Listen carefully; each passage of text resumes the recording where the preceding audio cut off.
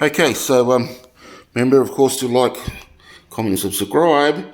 But what we're doing here is we're just taking the last of these dips out that the big drum sander can't get to. So we're using my favourite trick here is an orbital spin sander.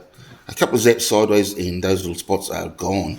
So just watch our skilled worker here. She is going to hook into it now. Here she goes.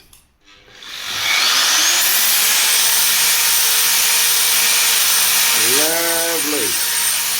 Gone. Okay, next low spot is over here. We're going to do that. And just clean that last bit of that dirt off.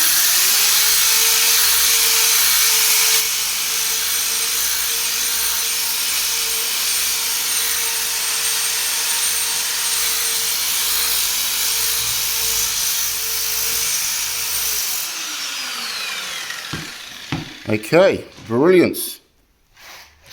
Couple more.